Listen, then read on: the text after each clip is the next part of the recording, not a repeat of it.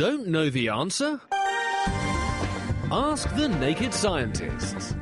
Hello and welcome to this week's Ask the Naked Scientist with me, Sue Marchant, and Chris Smith.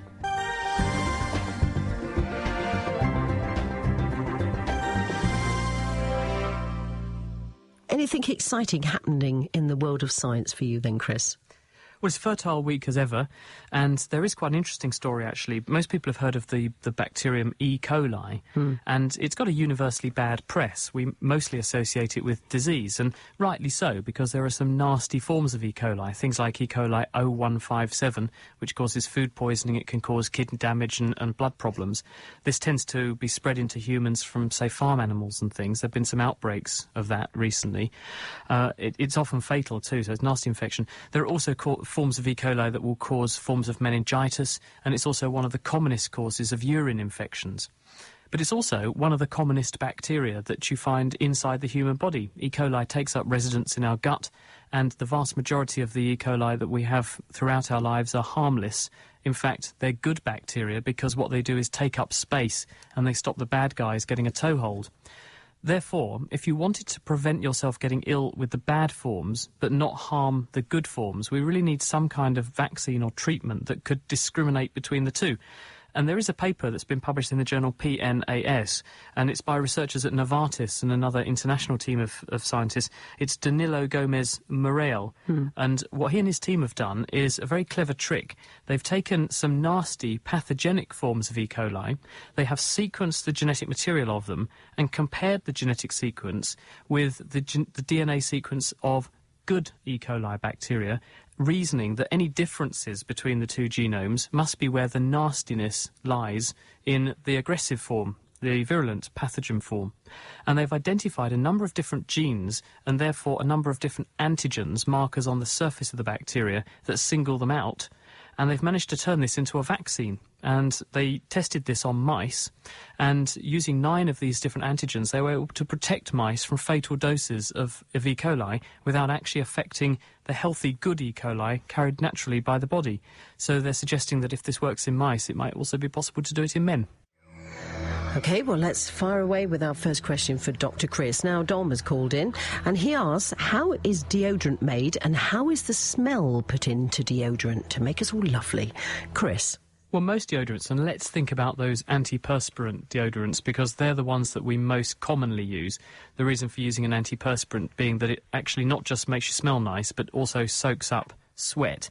And it's sweat that actually fuels the fire that makes us stinky. Because what happens is that when we sweat, and we tend to sweat in certain discrete areas, as we all know, usually where there are skin folds, where 2 layers of skin get close together, so that's often the underarm. When water squirts out, that, together with dead skin and other things in the environment, make an ideal breeding ground for bacteria, because it's warm and it's wet and there's food there. And bacteria that live on the skin naturally flourish, and when they flourish, they produce various byproducts of their metabolism.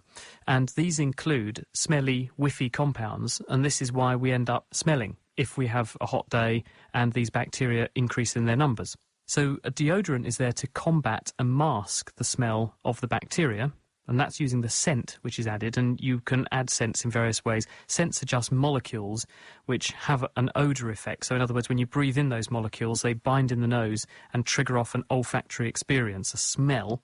And the actual way a deodorant works is twofold. One is that it deposits some of those scent molecules in the whiffy bits of the body so that you mask the smell that might come from there. But the other way that antiperspirant deodorants work is that they also have an effect on the sweat itself. Most of them contain an aluminium powder or some kind of aluminium compound, sometimes in combination with another element, zirconium. And aluminium, together with zirconium, in various chemical formulations, produces a substance which soaks up lots of water. So it will soak up the water and it turns it into a sort of gel. And that gel plugs the pores up and also makes them shrink and contract. So not only does it soak up the water, it also reduces the amount of sweat that's produced from these areas.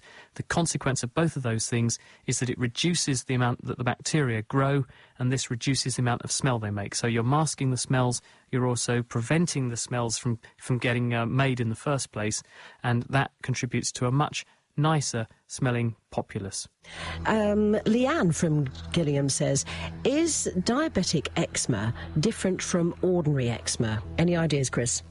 Well, diabetes, and I suspect she's probably talking about her legs, is associated with sort of skin change in people who have either bad vascular function or in people who have already got bad vascular function and the skin is getting infected with things. When you have normal eczema, what's going on there is that there's an overreaction or a dysfunction, an abnormality in the way the immune system is working. Usually the immune system is responding to allergens, chemicals from the environment that get through the skin and make the skin inflamed. With diabetes, what can happen is that if you have poor vascular function, so if the chronic diabetes damages blood vessels, which it can do, and blood vessels are damaged by chronically or long-term elevations of blood sugar, which is what happens with diabetes, if you have chronic damage to blood vessels and therefore too little blood flowing into tissues, then the tissues can be deprived of oxygen, glucose and other nutrients. This makes the tissues less healthy for a start, and so the skin can end up looking a bit shabbier, but also it makes it more prone to infection because the immune system can't use the blood to get there so quickly, and so you can get super infections as well, what are called super infections. This is where even the body's natural bacteria that wouldn't normally be a major problem to you, because the immune system's a bit impaired and there's also more sugar there which helps the bacteria to grow, they can flourish a bit more, and as a result you can get more local infections and skin breakdown, and so you can get this sort of diabetic eczema too.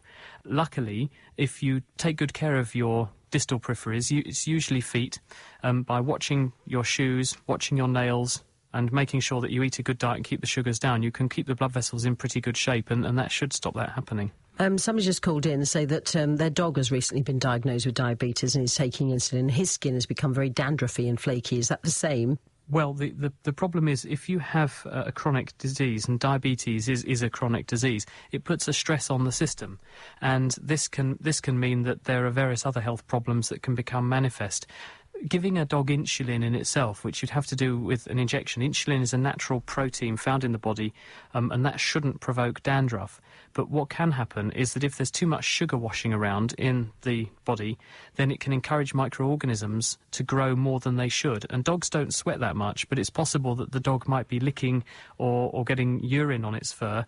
Dogs do this, and the sugar that's there could get onto the fur, and this will encourage microorganisms to grow, especially yeasts and moulds. There's one called Malassezia, which is a scalp fungus in humans, and that's what causes dandruff in people. It's possible there's a relative of that which is flourishing, growing on the dog's skin, and that's provoking the same sort of phenomenon in the dog. Hopefully, with the insulin treatment, to get the sugars down, that would help the dog, and the dandruff will go away. It's time now to open up the phone lines, and here we have Anne on the line for Dr. Chris. You're through to Dr. Chris, Anne. Hello. I've just been receiving some paperwork from the Dystonia Society because we think my son might have it, and they're talking about using botulinum toxin as a medicine. Can you tell me how that would work? Yes, of course. Hello, Anne. The answer is that botulism is a kind of bacterium. Clostridium botulinum is the Latin name. I'll take your word for that. Well, these bacteria are nasty because they produce a toxin in the course of growing, and this toxin is botulinum toxin, Botox, to the likes of people like Kate Moss. No, I didn't say that, I'm just joking. But the whole point about Botox is the reason it's toxic is that it's actually a fusion of two proteins, two little polymers stuck together, one of which gets it inside certain cells in the body, specifically nerve cells, and the second bit of protein dismantles a special structure in the endings of nerve cells that release nerve transmitter.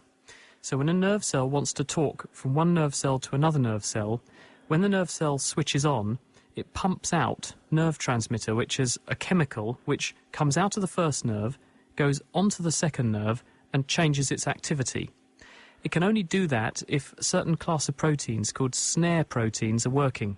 And botulism toxin, Botox, dismantles those snare proteins and stops that excretion or secretion or production of this nerve transmitter chemical from the first nerve so it can't talk to the second nerve or whatever target it wants to talk to. Now, Botox is actually specific for certain classes of nerve cells, those ones which talk to muscles, and also nerve cells which talk to certain other things that are what are called effectors in the body, and these include sweat glands as well. So in people who have wrinkles, Botox is good because if you put the toxin in near the nerve, the protein carries it inside the nerve ending, it destroys those snare proteins, and then the nerve can't talk to the muscle very well, so it makes it slightly weaker, and the muscle relaxes a little bit because it's not getting the same amount of drive from the nerve. And so instead of the face being pulled into a wrinkle, assuming we're talking face, you flatten out that area. In people who have a condition called hyperhidrosis, which is where you sweat too much, if you have Botox injected into the nerves that drive sweat glands, these are called pseudomotor nerves, you can achieve the same thing. You reduce the amount of nerve transmitter that comes out, and that means that there's less drive, less activity being pumped into the sweat gland, so it becomes a bit less active and you sweat a bit less. The effect is reversible in the sense that you can make new snare proteins in your nerve endings, and so the effect does wear off after a number of weeks, which is why you have to go back in and put more Botox in, but it does last for a period of time before the effect kicks in. And in recent years, doctors have begun to use this effect therapeutically to great effect, not just for sweaty hands, but for other conditions like dystonia. I don't know which bit of your son's body is affected, maybe his head and neck, but there are a number of areas in the body where, in some conditions, cerebral palsy is another good example of this, where muscles can go into spasm, or muscles can be a bit too tight. You can get one muscle that's a bit too strong and the other one which is a bit too weak, and a joint can go into a funny position.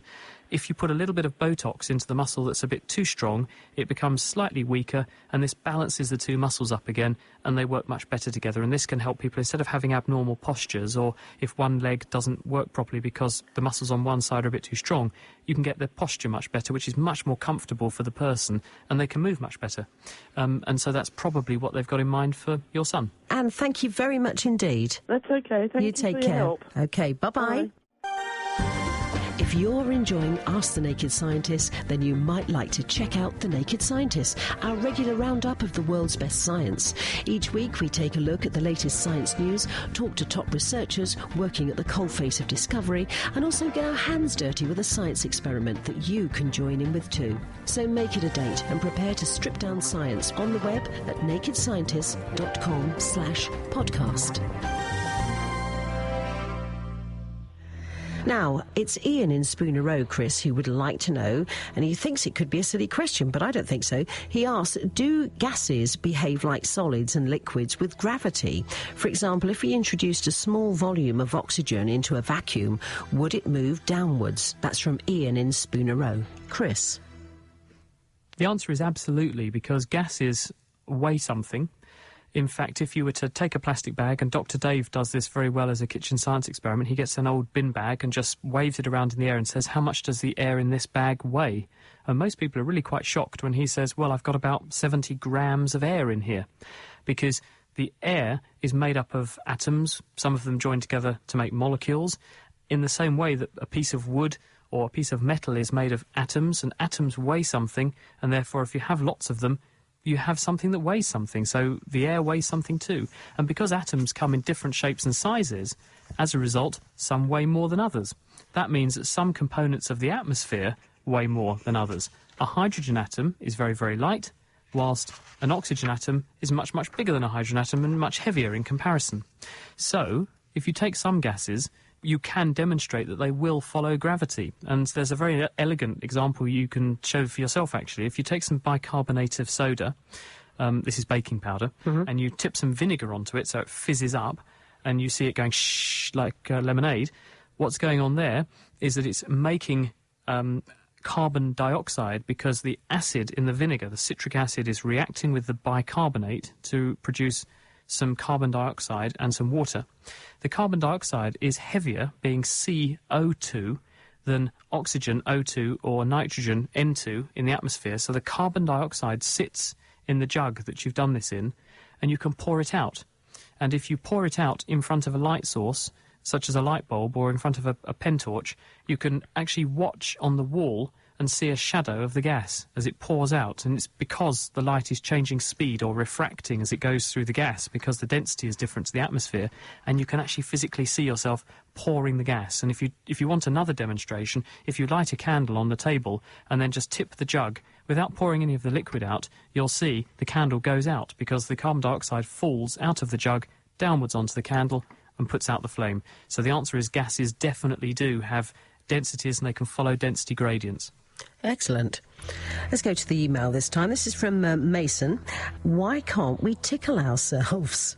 The answer is it's probably down to the way that the brain interacts with and interprets signals coming in from the environment. If you think about it, we're all wearing clothes. Well, I hope we're wearing clothes. Even on The Naked Scientist, we sometimes wear clothes. We're also continuously being assailed with sensory information. There are things going on in the visual world around me. I'm only paying attention, though, to the one thing I'm looking at the time. I'm not sitting here thinking about the clothes I've got on, the seat that's pressing up under me and holding me up and stopping me falling on the floor.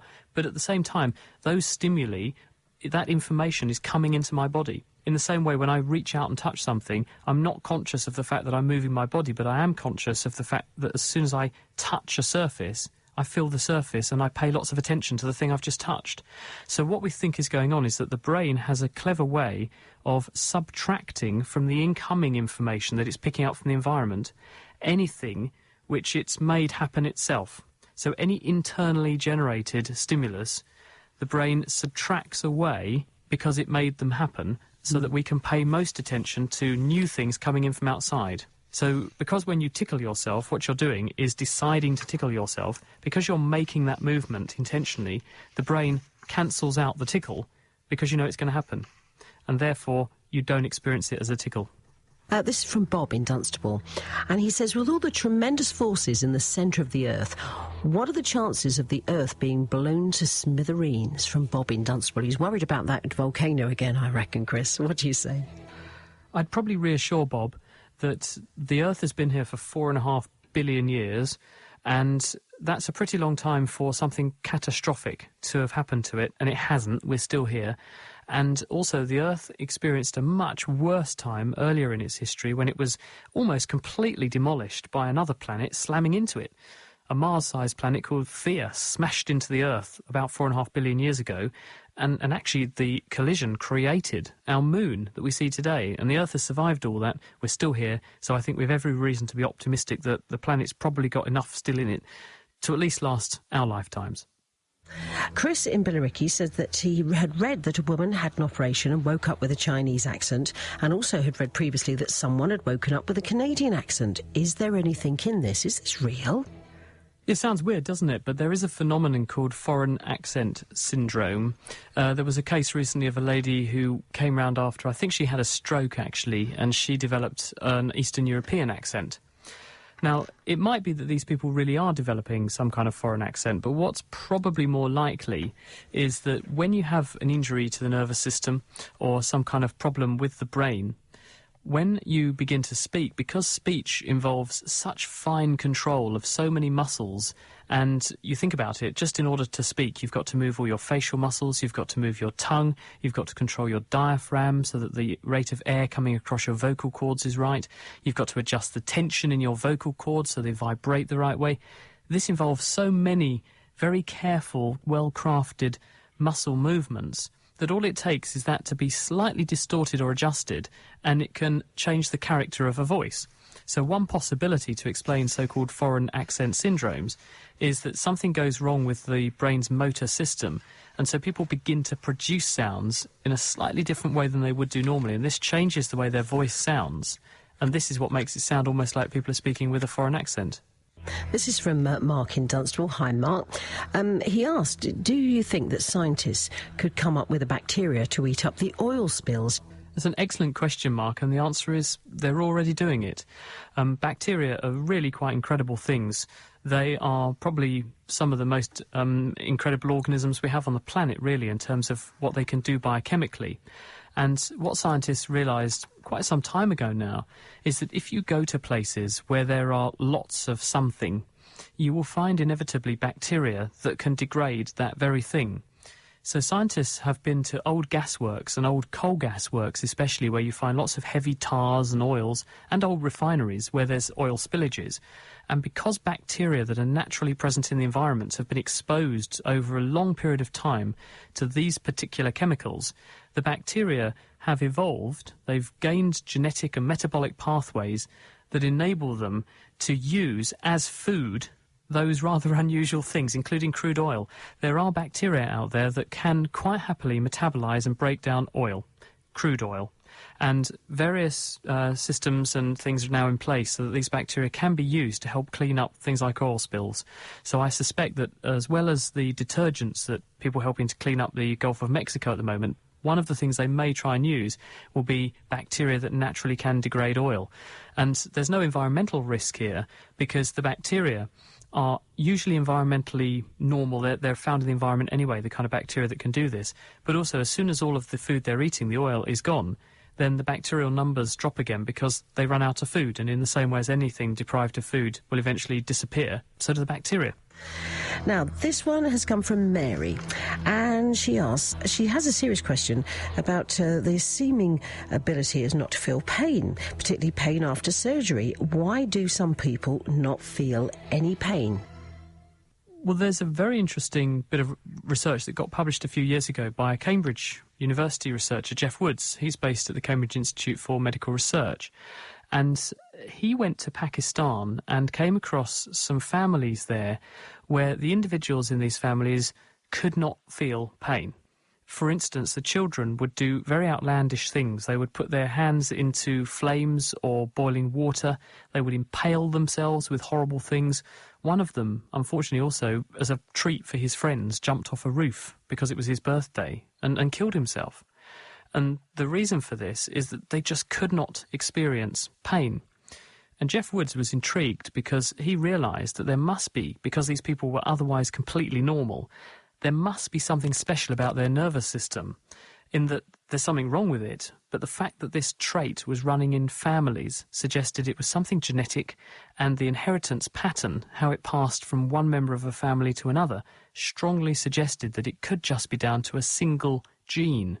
So he and a team of colleagues got DNA from a number of these individuals, from two key families in Pakistan, and they were able to home in initially on the genetic region and then find the very gene itself, which is called SCN9A, this gene, and it is only turned on in the cells, the nerve cells, that we use to experience and feel pain.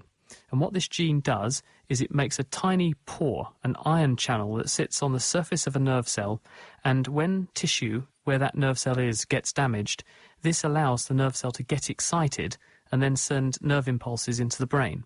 So if you turn off that channel, that suggests that the nerve cell can't get excited, and that stops it telling the brain that something hurts. And that's why these people in Pakistan could do these outrageous and outlandish things without feeling any pain, because that gene in them wasn't working properly.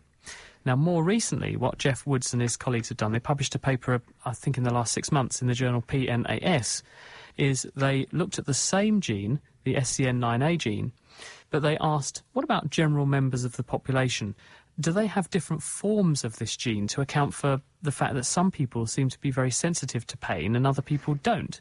And they did it in a very clever way, because they got thousands of people who had arthritis, and they asked these people with arthritis, please tell us how much pain do you feel? And then what they did was to look at the x-rays of the joints of these people to see how severe their arthritis was. So they matched up how much pain the people felt with how severe their arthritis was, and what they found was that some people had quite severe arthritis but didn't feel very much pain, whilst other people had relatively trivial arthritis and still reported quite high levels of pain. They then went and looked at that SCN9A gene in these people, and they found that there are two different forms of it at least. There's a very common G form and a less common A form. And the people with the less common A form feel more pain than the people with the G form, even though they may have the same amount of, say, arthritis or tissue damage or something like that. So I suspect that the people we see in the population who are resistant to pain may well be blessed with, if it is a blessing, because it can be harmful not to be able to feel pain, but may be blessed with a form of that gene that means that they're able to experience slightly less pain when they're injured than some other people that are more sensitive. That's just amazing, isn't it? I think we'll have to be, everybody have a gene passport so that you know what's going to affect you and what's not. On the head, if that's the right analogy to use. Yeah. Because when patients go into hospital, we tend to use, from a pain relief point of view, a very much one-size-fits-all approach, whereby you think we'll write someone up for X amount of painkiller based on who they are, how old they are, and we now may be needing to consider the fact that there may be genetic predispositions to feeling more pain in certain people, and therefore some people might need a different cocktail of drugs or a bigger cocktail of drugs than the next person. An email from Annie who says she's wondering if deafness is genetic. She's now going deaf enough to need to use a hearing aid for everyday living, and her younger sister is also going deaf as well. What do you reckon? Well, there's a lady called Professor Karen Steele who works at the Sanger Institute, where they sequenced a third of the human genome, actually, 10 years ago. And she's very interested in the genetics of hearing. And I did ask her whether there are associations between genes and deafness with age. And she said that, yes, that's definitely the case. There are some genes which predispose a person to, with age, losing their hearing. But it's like all these things. There are genes that predispose you to high blood pressure. There are genes that predispose you to have a stroke. And it's just the genetic hands that we're dealt. Unfortunately, there's no easy way to get old. And as we do get old, we encounter loud noises in the environment. We also encounter damage to the ear chemically by inflammatory chemicals in the blood. And these erode and damage the tissues that cause the transduction, the transformation of sound waves into brain waves, and unfortunately it erodes our hearing with age, and some people are more resilient genetically than others. It's unfortunately an inevitable consequence of the ageing process. She also goes on to say that the audiologists tell her that she's actually hypersensitive to low-frequency sounds, hearing them better than people with normal hearing. Is that a common thing? And could it be put to use to hear stuff I actually want to hear? Unfortunately, no, because the way most hearing aids are working is that they're seeking to amplify the sounds across the board. There are some newer generation hearing aids that can be a bit more selective, and they can be tailored to the patient's ear needs, so they can turn up the frequencies the person needs more than just non-specifically amplifying everything. But hearing aids are actually a bit of a black art, really, and the way the hearing system works is so complicated and poorly understood that researchers are only really just beginning to scratch the surface of how we can make people hear better and make better hearing aids. That's it for this week. Our doctors will be back with me next week for more Ask the Naked Scientist. But don't forget, you can also catch them on the Naked Scientist podcast, which you can find on the Naked Scientist website, www.nakedscientist.com. The Naked Scientists are sponsored by the Wellcome Trust, the EPSRC and UK Fast. For more information, look us up online at nakedscientists.com.